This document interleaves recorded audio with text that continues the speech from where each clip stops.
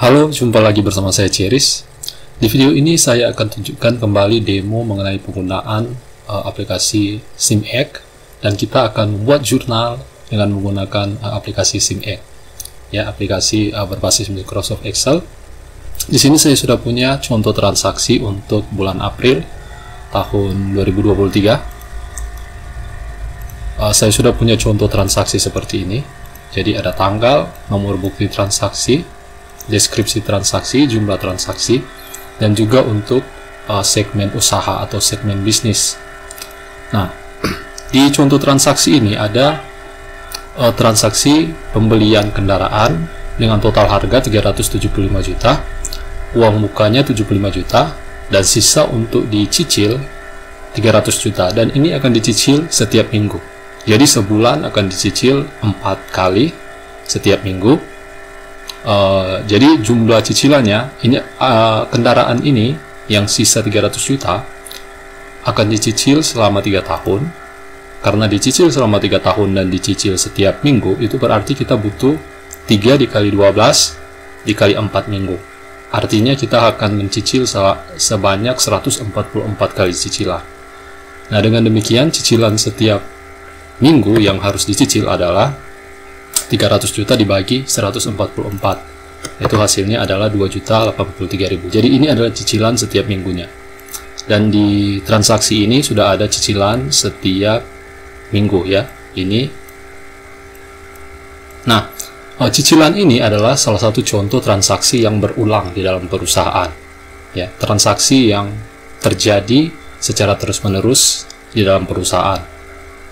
Oke. Di aplikasi SimEgg ada fitur untuk kita menginput frequent transaction ya, yaitu transaksi yang terjadi terus-menerus atau secara berulang, atau transaksi yang sering terjadi terus-menerus. Itu ada fitur untuk kita gunakan untuk menginput secara otomatis transaksi yang terjadi secara terus-menerus. Nah, saya akan buka aplikasi SimEgg.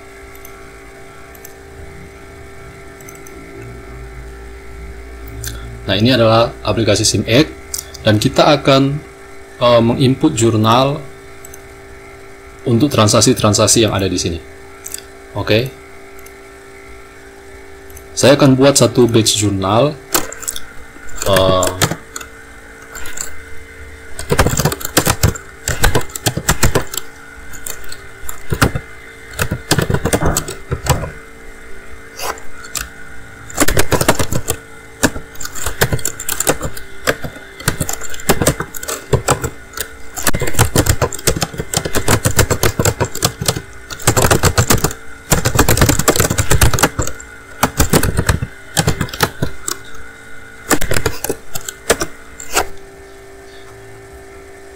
Oke, saya sudah membuat satu batch jurnal di sini dengan nomor gen 4/23.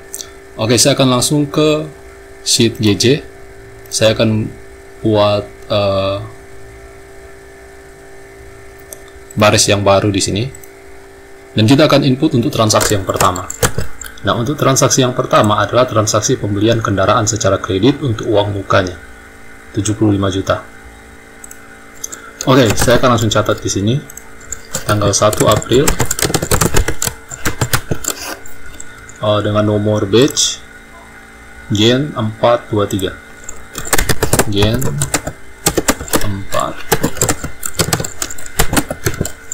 423 dengan nomor referensi inf AA23 gen.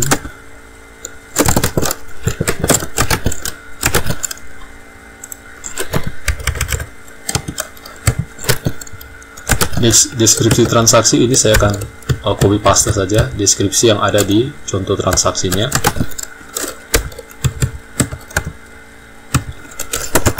Debitnya adalah kendaraan sebesar 75 juta.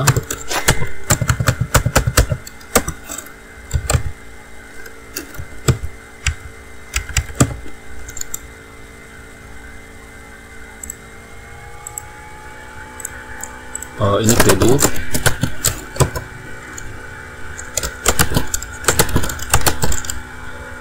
Ini yang dibayar secara tunai. uang mukanya 75 juta, berarti kita kredit ke bank. Untuk cash flow-nya, karena ini pembelian kendaraan, maka cash flow-nya itu adalah arus investasi ya, kas keluar untuk arus investasi.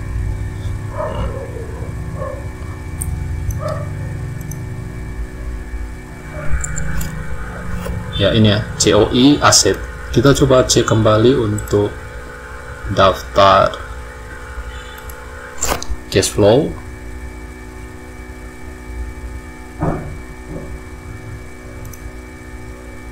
Arus kas dari penerimaan aset ya. Jadi ini ya, COI aset.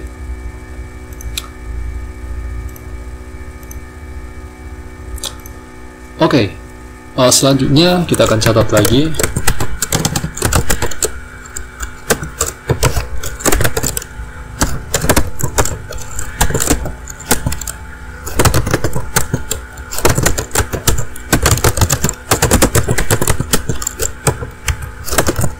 untuk yang sisi debitnya, yaitu kendaraan ya, 75 juta.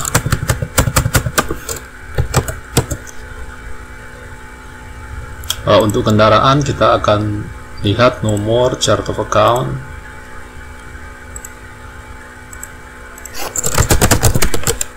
Kendaraan nomornya 1340. 1340. Saya akan input di sini. Dan kita juga akan buat jurnal untuk mengakui hutang dari pembelian kendaraan ini. Kendaraannya harganya 375 juta. Jadi kita punya hutang untuk dicicil sebesar 300 juta. Saya akan tambah baris. Jadi 1 April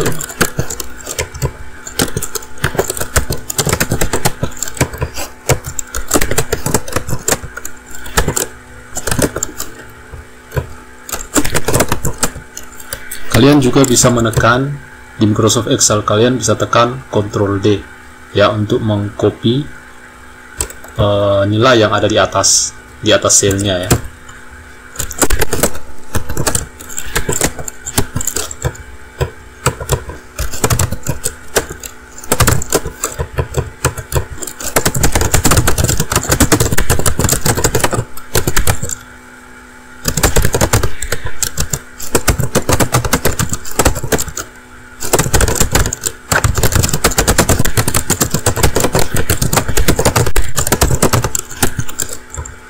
Oke, untuk debitnya adalah kendaraan, kreditnya adalah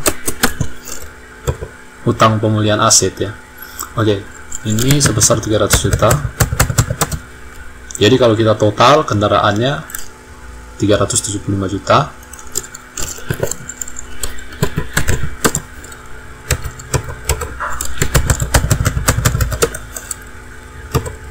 Dan di sini kita harus catat hutang atas pembelian aset. Kita coba cek chart of account.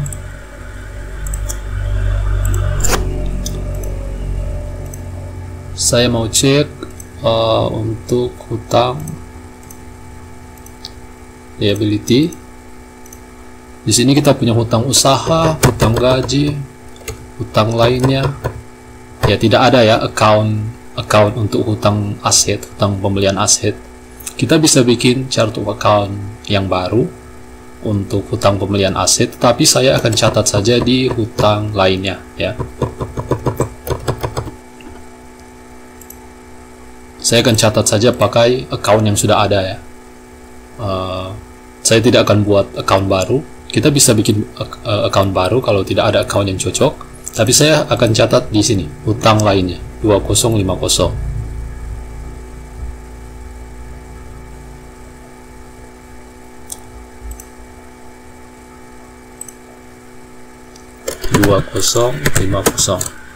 Oke, jadi kita sudah selesai mencatat transaksi yang pertama, yaitu transaksi pembelian kendaraan ya, dengan uang muka 75 juta dan kendaraannya dengan harga 375 juta. Oke, kita lanjut ke transaksi yang berikut, transaksi tanggal 3 April. saya akan langsung tambahkan baris, atau kita juga bisa menginput pakai fitur yang ini ya, pakai for ya. Oke, jadi saya akan input nomor batch-nya again 423 ya.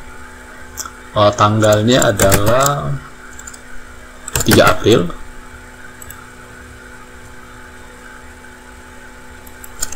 Tanggal 3 bulan April 2023. Referensinya kita lihat di transaksi, nomor referensi atau nomor bukti SS01 SS01. Untuk segmen usahanya SA ya, segmen usahanya SA. Untuk deskripsi transaksinya adalah pembayaran atas jasa desain sistem akuntansi dari PT Jaya Abadi.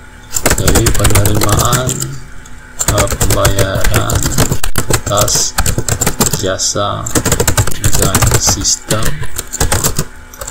informasi akuntansi dari PT Jaya Abadi. Oke, jumlahnya 45.755.000. 45.755.000.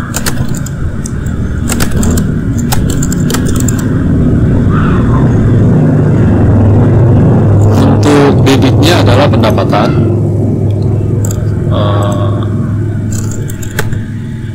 pendapatan jasa ya. Untuk kreditnya adalah untuk debitnya adalah bank ya, bank atau kas ya. Ini saya asumsikan saja bank ya, pembayarannya lewat bank karena tidak dijelaskan di transaksinya ya, apakah ini pembayarannya ke bank atau kita terima cash ya. Ini saya akan asumsikan saja bank. Cash flow-nya adalah penerimaan dari pelanggan, pembayaran dari pelanggan ya, pembayaran dari pelanggan. Dan kreditnya adalah pendapatan jasa. Ini saya akan langsung klik simpan dan tutup. Nah, transaksinya sudah di input di sini ya. Jadi penerimaan pembayaran atas jasa desain sistem informasi 45 juta, debitnya bank, kreditnya adalah pendapatan jasa, segmennya adalah SA ya. Nah, segmen ini saya akan jelaskan sedikit mengenai segmen usaha. Nah, segmen usaha ini adalah cara kita untuk memisahkan usaha yang kita miliki berdasarkan segmen tertentu. Contohnya, jika perusahaan kita memiliki cabang, misalnya ada cabang 1, cabang 2 atau kantor ya, atau cabang, misalnya cabang 1 ada di kota A, cabang 2 ada di kota B, dan kita ingin melihat laporan keuangan per cabang, kita dapat membuat segmen untuk setiap cabang ini. Jadi nanti untuk pendapatannya, misalnya kita mendapatkan sesuatu, pendapatan ini pendapatan dari cabang yang mana atau dari segmen yang mana, segmen A atau segmen B. Demikian juga dengan beban atau biaya. Kita dapat mengalokasikan biaya tertentu, apakah itu masuk ke biaya untuk cabang A atau cabang B, atau segmen A atau segmen B. Nah, contoh lain juga untuk menggunakan segmen ini adalah misalkan kita punya multi usaha. Katakanlah kita punya usaha jasa ya. Jadi kita memberikan jasa kepada customer, tapi kita juga punya segmen usaha yang lain. Misalnya ada penjualan, ada atau usaha dagang ya. Jadi selain kita punya usaha jasa, kita juga punya usaha dagang barang tertentu ya, misalnya seperti itu. Kita bisa bikin segmen usaha untuk setiap jenis usaha yang kita punya. Kita bisa bikin segmen A, segmen B untuk usaha jasa, dan segmen B untuk usaha dagang misalnya. Jadi kita bisa melihat nanti di laporan keuangan, di income statement, berapa income untuk segmen A, berapa income untuk segmen B. Ya, jadi itu fungsi atau kegunaan dari segmen usaha ya. Karena bisa saja ada segmen usaha yang terus merugi, tetapi tidak kelihatan karena kita bikin laporan keuangannya secara global ya. Tapi waktu kita membuat segmen seperti ini, kita bisa lihat mana segmen usaha yang untung dan mana segmen usaha yang sebenarnya hanya membuat perusahaan itu mengalami kerugian. Oke, jadi itu fungsi dari segmen usaha. Oke, kita lanjut ke transaksi berikut, ke transaksi tanggal 7. Nah, di sini ada pembayaran cicilan pertama untuk kendaraan ya. Ini adalah cicilan yang pertama. Kita akan cicil sebanyak 144 kali setiap minggu selama 3 tahun ya. Nah, saya tahu bahwa transaksi ini akan terus berulang setiap minggunya. Oke, karena ini adalah transaksi berulang, saya akan buat yang namanya frequent transaction ya di SIMX. Nah, saya akan input menggunakan form ini, dan kita akan input transaksinya seperti biasa. Nomor batch-nya Jan 423, tanggal transaksinya tanggal 7 April.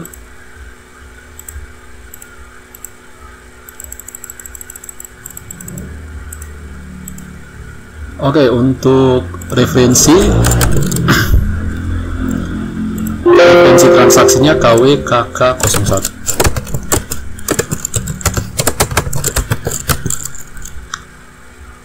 Segmen usahanya segmen usaha yang lain ya, others. Deskripsi transaksinya adalah pembayaran cicilan kendaraan, pembayaran cicilan pertama kendaraan dengan nomor,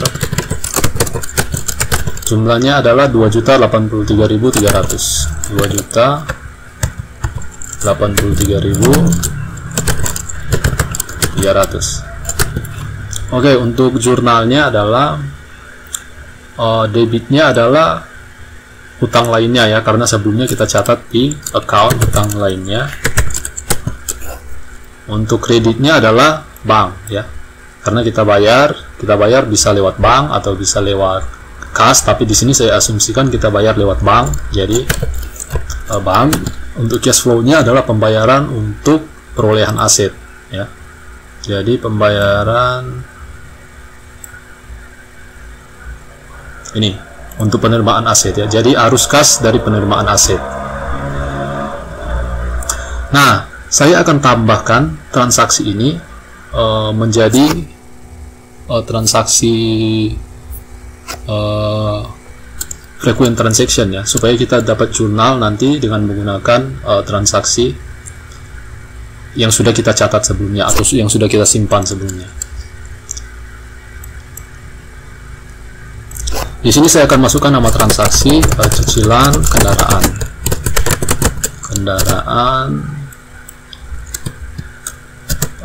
33XX. Oke, jadi sudah muncul transaksi frequent, sudah ditambahkan. Nah, ini kan saya simpan dan tutup seperti ini. Oke, jadi kita sudah punya transaksinya di sini. Oke, kita lanjut ke transaksi yang berikut.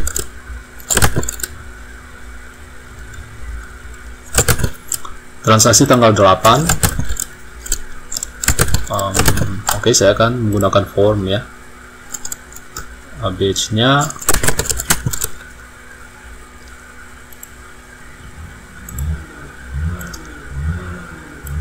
tanggal 8 April, referensinya KW023.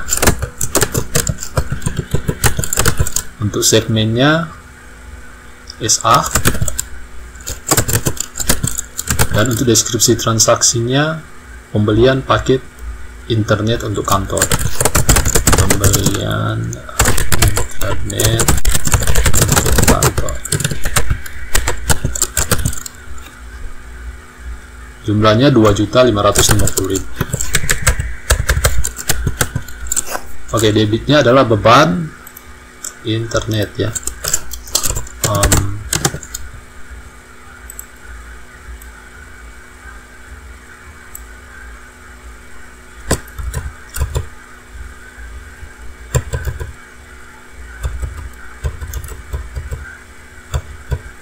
ini ya, internet dan pulsa. Kreditnya adalah kas atau bank ya. Jadi bisa saja transaksinya lewat kas atau lewat bank. Saya akan asumsikan bahwa transaksi ini lewat bank ya, karena tidak ada penjelasan di soalnya atau di contoh transaksi apakah transaksi tersebut menggunakan kas atau bank. Oke, saya akan asumsikan ini menggunakan bank. Jadi bank untuk cash flow-nya yang lain ya, pengeluaran lainnya, cash outflow others ya, pembayaran dari operasional lainnya. Oke, saya akan simpan. Dan kita akan input transaksi berikutnya. Transaksi tanggal 9. Dengan batch yang sama ya. Bulan April. Tanggal 9. Deskripsi transaksinya adalah pembelian listrik untuk kantor. Pembelian atau pembayaran listrik untuk kantor. Segmen usahanya SB. Referensinya KW34.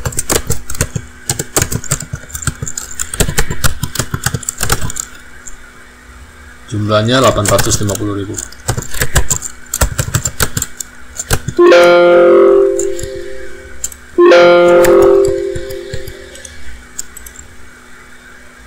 Oke, selanjutnya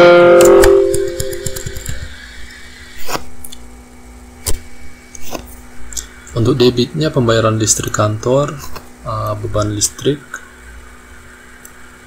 air dan telepon. Untuk kreditnya ini akan saya asumsikan lewat kas ya, jadi lewat petty cash ya. Saya akan pakai petty cash, COO others, pembayaran operasional lainnya. Oke, kita lanjut transaksi berikut.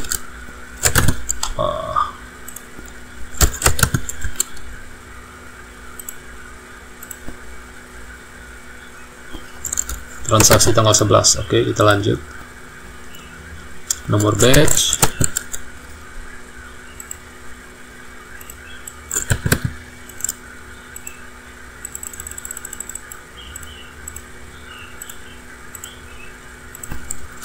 nomor referensi PRCH423.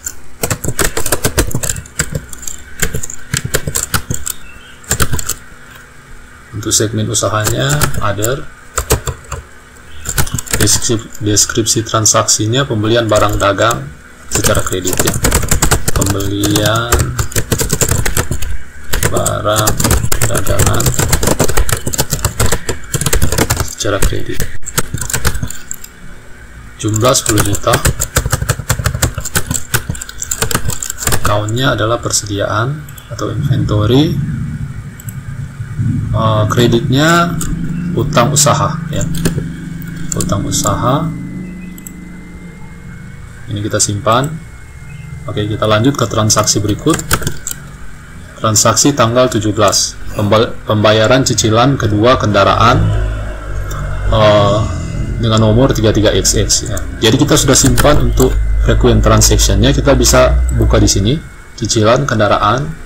Jadi kita tinggal klik saja cicilan kendaraan.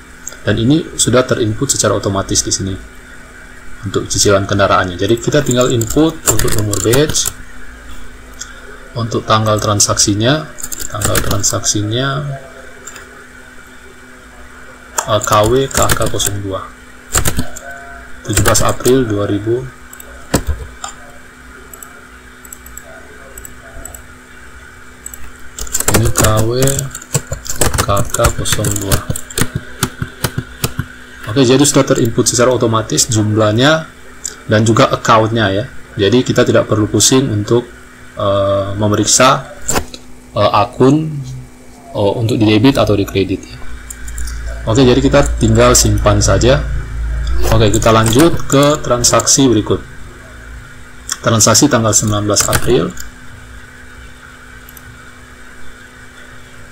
19 April. Nomor batch, referensinya X239.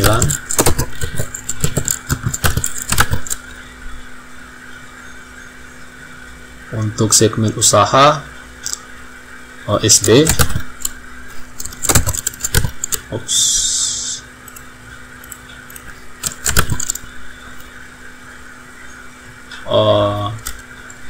Deskripsi transaksinya adalah biaya pengiriman faktur dan tagihan ke PT.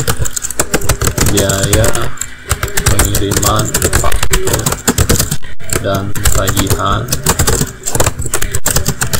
ke PT Biru Samudra atas jasa training karyawan.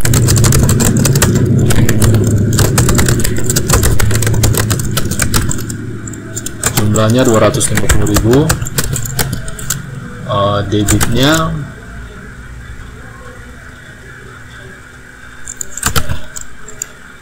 Debitnya adalah beban pengiriman ya, beban pos.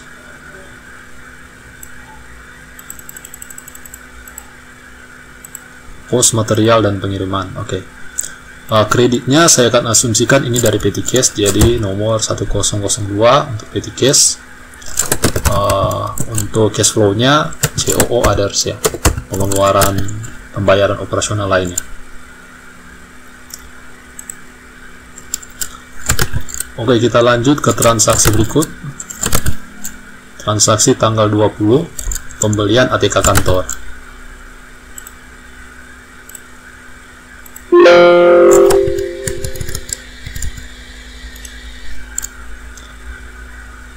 Dengan nomor batch yang sama.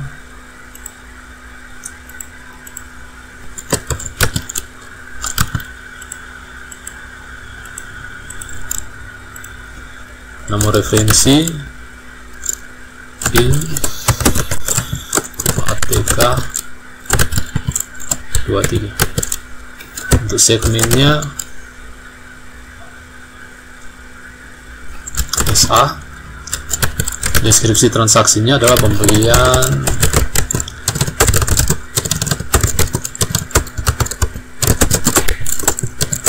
ATK untuk kantor. Jumlahnya 1.225.000. 1.225.000.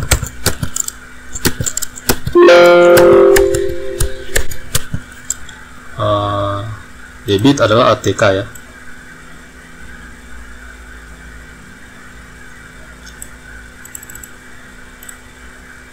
Kreditnya bisa bank, bisa kas. Saya akan pakai bank di sini. Cash flow-nya COO harus untuk operasional lainnya ya. Oke, kita lanjut ke transaksi berikut. Transaksi tanggal 21 April.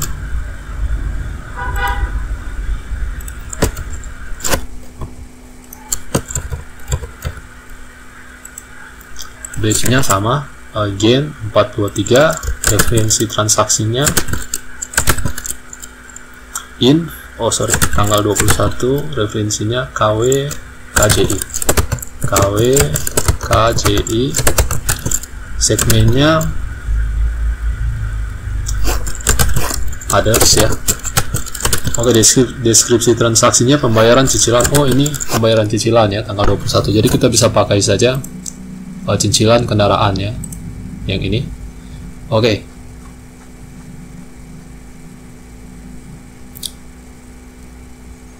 Kita lanjut ke transaksi berikut. Tanggal 27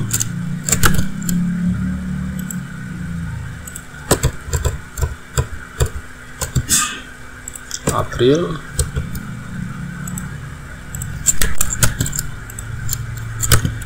Nomor referensi SS30, segmennya SD. Deskripsi transaksinya penerimaan pembayaran atas jasa training karyawan. penerimaan pembayaran atas jasa training karyawan PT Samudra Biru.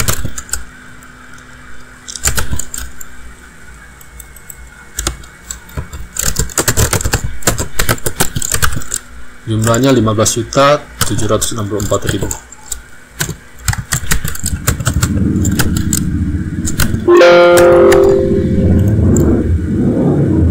Kalau muncul invalid property seperti tadi, kalian tekan saja tombol escape-nya 2 kali di keyboard ya. Oke. Penerimaan pembayaran atas jasa, ini berarti bank. Cash flow-nya cash inflow dari customer, dari pelanggannya. Kreditnya adalah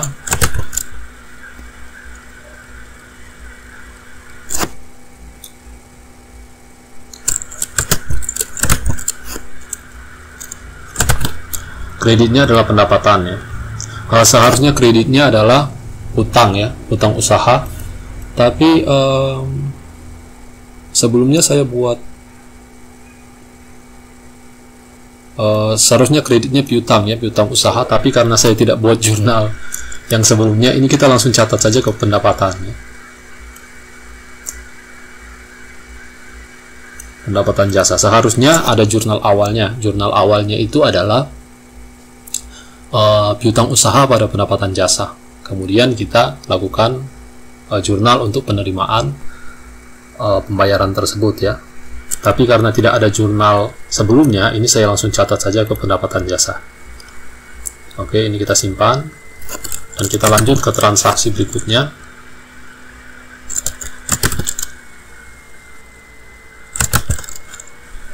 Transaksi tanggal 30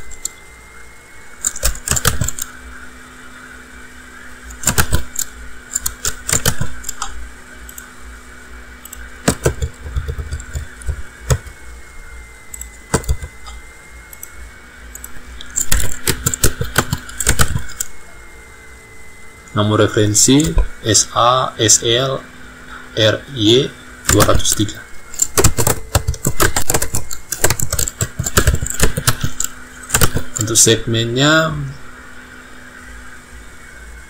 SA dan deskripsi transaksinya pembayaran gaji karyawan bulan April. Pembayaran gaji karyawan April, jumlah 8.350.000. Debitnya adalah beban gaji.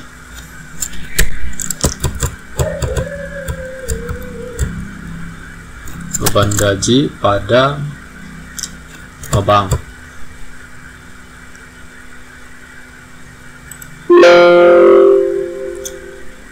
Cash flow-nya ya. Untuk cash flow-nya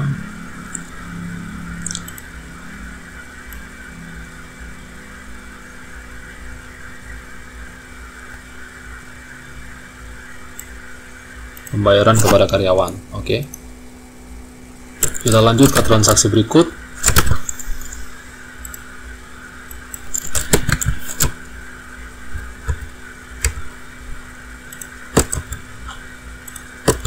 Tanggal 30. Nomor referensinya 203. Segmennya B. Pembayaran gaji karyawan bulan April 7.550.000.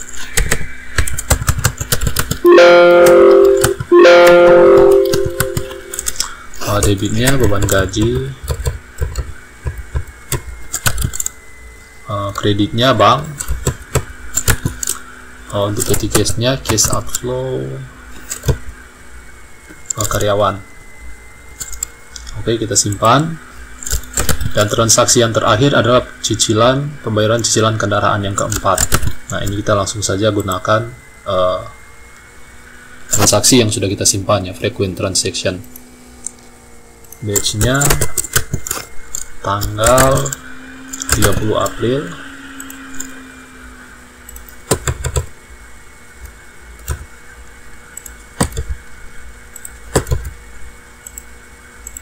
Referensinya KW KK03.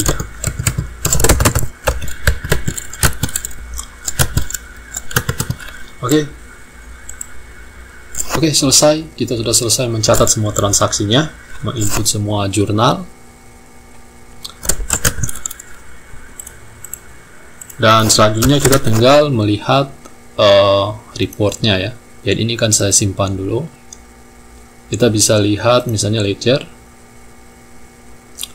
Saya mau lihat ledger untuk cicilan yang sebelumnya sudah kita input. Nomor 2050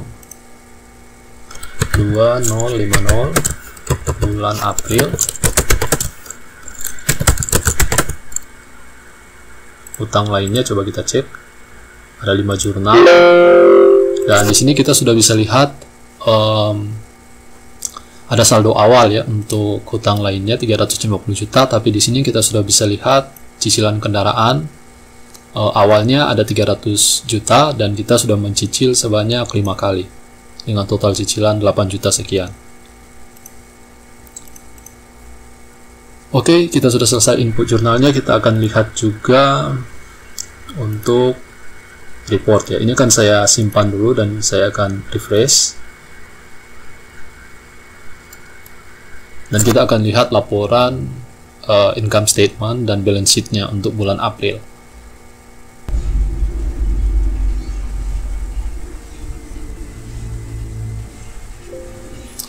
Oke, sekarang saatnya kita untuk buka report.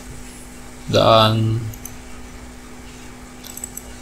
ya, ini report untuk bulan April. Kita bisa lihat income-nya di sini dan balance sheet. Nah, di sini ada selisih 40 juta ya. Nah, langkah terakhir untuk menghilangkan selisih ini, kita harus buat jurnal closing entry sebesar 40.744.000. Saya akan buka general journal. Dan saya akan buat closing entry. Seharusnya kita bisa bikin batch jurnal yang baru untuk closing entry bulan April, tapi saya akan pakai batch jurnal yang sudah ada saja di sini ya. Di sini sudah ada beberapa batch jurnal closing entry. Saya tidak akan buat batch baru, tapi seharusnya kita bikin batch baru ya. Oke, jadi saya akan input di sini dan saya akan pakai sudah ada closing entry ya yang saya buat. Oke, dan batch jurnalnya saya akan gunakan yang sudah ada saja. Tanggalnya tanggal 30 April.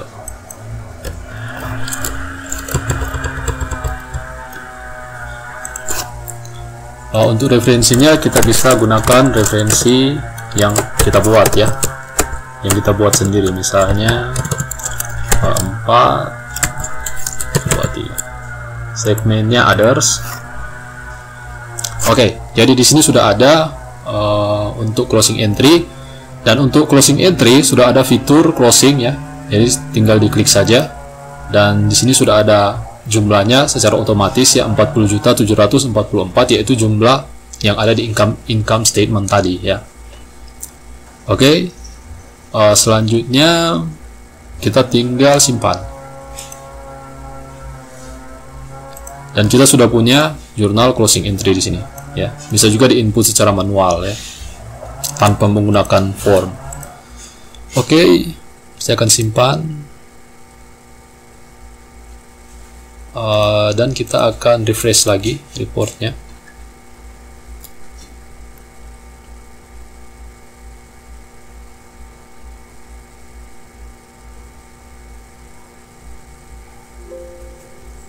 Dan kita akan lihat reportnya lagi, income statement.